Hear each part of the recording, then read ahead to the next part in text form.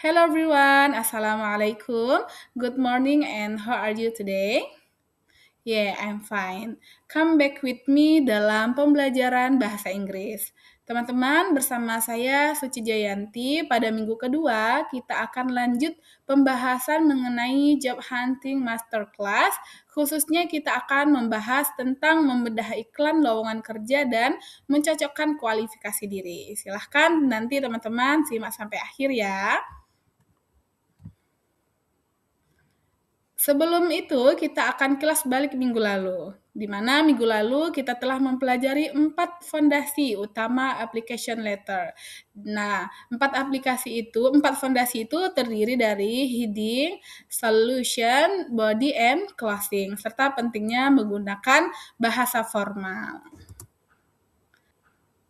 Ada sebuah kalimat yang bagus nih teman-teman, tentu bisa kita jadikan sebagai reminder, di mana bunyinya adalah Anda tidak akan pernah bisa menulis surat lamaran kerja yang hebat tanpa benar-benar memahami apa yang dicari oleh perusahaan.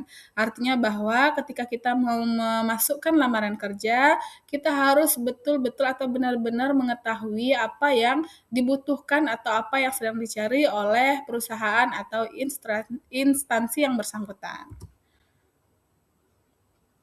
Pertanyaannya adalah, mengapa harus analisis iklan?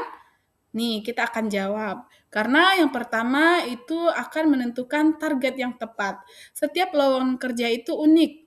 Mengirimkan surat lamaran itu menggunakan template yang sama ke 10 perusahaan berbeda adalah jaminan untuk ditolak. Artinya bahwa membaca iklan dengan teliti akan membantu kita untuk menyesuaikan isi surat agar tepat sasaran sesuai kebutuhan perusahaan. Dan ketika kita melakukan lamaran kerja, misalnya di sebuah perusahaan itu akan melewati filterisasi dari HRD. Perusahaan modern seperti retail atau tambang di Bengkulu misalnya menggunakan sistem screening untuk mencari kata kunci atau keywords tertentu. Jika kata kunci dari iklan tidak ada dalam surat atau CV teman-teman, dokumen teman-teman tidak akan pernah dibaca oleh manusia atau terutama oleh HRD tersebut. Struktur iklan lowongan kerja. Di sini ada 3 komponen wajib yang harus kita ketahui. Yang pertama adalah position atau title. Posisi pasti yang sedang dicari. Misal admin staff, sales eksekutif, ataupun yang lainnya. Yang kedua adalah requirement atau qualification. Syarat mutlak, misalnya pendidikannya harus apa, pengalaman, skill, teknik, usia, dan lain-lain.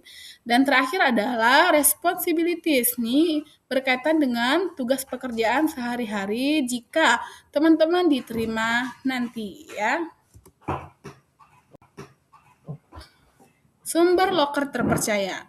Teman-teman, untuk sumber loker ini, sumber lowongan kerja, teman-teman bisa temukan misalnya di media sosial lokal, koran lokal, portal resmi perusahaan, dan job portal. Sekarang mari kita bedah iklan lowongan. Waktunya tugas yang sudah diberikan minggu sebelumnya kita keluarkan ya, di mana kita akan membahas iklan lowongan kerja nyata yang telah teman-teman pilih dari rumah tangga untuk kita analisis bersama. Aktivitas tutorial hari ini. Mari kita bedah iklan pilihan teman-teman. Coba teman-teman sambil disimak ya, posisi apa yang ditawarkan, apa 3 syarat yang paling utama yang untuk diminta? Nah, teman-teman sambil simak ya, saya ulangi, posisi apa yang ditawarkan? Apa 3 syarat paling utama yang diminta?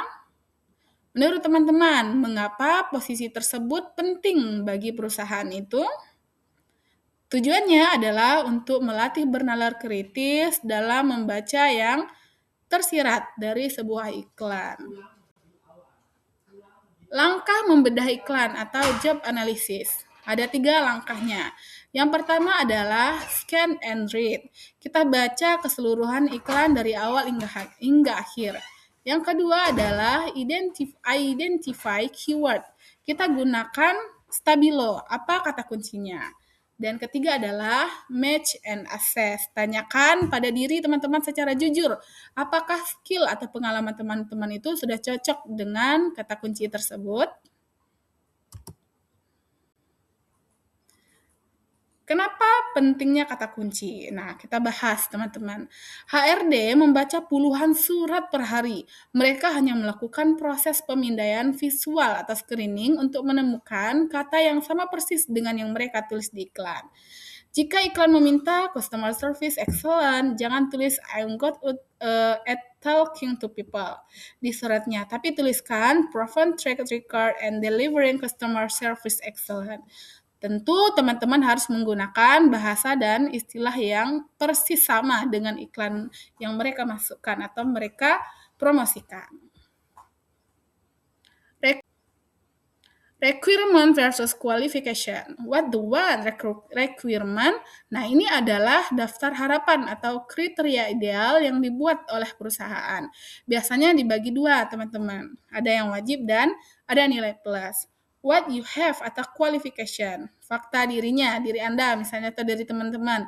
Pernah bekerja misalnya 3 tahun menjaga toko pakaian, mengatur stok gudang harian dan lain sebagainya. Oke, everyone, terakhir adalah tips memparaphrase atau paraphrasing.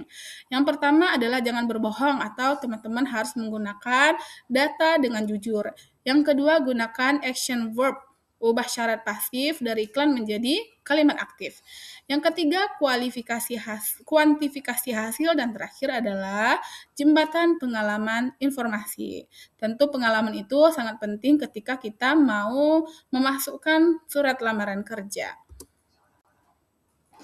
Oke, teman-teman, terakhir tugas mandiri pada minggu ketiga ini, silakan teman-teman gunakan hasil paraphrase yang sudah dikoreksi hari ini untuk menyusun draft surat lamaran penuh atau introduction and body paragraph di rumah.